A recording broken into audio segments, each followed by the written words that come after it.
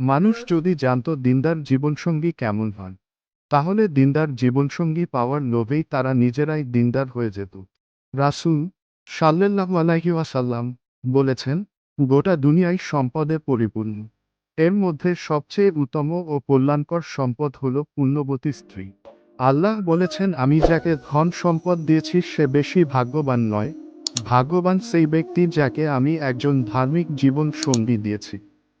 যখন কোন স্ত্রী তার স্বামীর দিকে তাকিয়ে মিষ্টি হাসে, তখন আল্লাহ তাআলা তাদের উভয়ের দিকে তাকিয়ে মিষ্টি হাসে।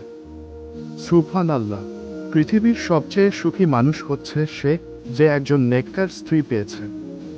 হযরত আলী রাদিয়াল্লাহু আনহু বলেন, তোমাদের মধ্যে সর্বোত্তম ব্যক্তি সে, যে তার স্ত্রীর নিকট উত্তম। সে স্বামী কখনো পথভ্রষ্ট হবে না, যার ঘরে একজন দিনদার নামাজি স্ত্রী আছে। একজন নেককার স্ত্রী হল স্বামীর জন্য শ্রেষ্ঠ সম্পদ। নেককার স্ত্রী ছাড়া যেমন কোনো পুরুষ সুখী হতে পারে না, তেমনি নেককার স্বামী ছাড়াও কোনো মেয়ে সুখী হতে পারেন না। একটি সুখী পরিবারের জন্য উভয়ের দিনদার হওয়া প্রয়োজন। বিয়ে করুন জান্নাতের পথে চলার উদ্দেশ্য।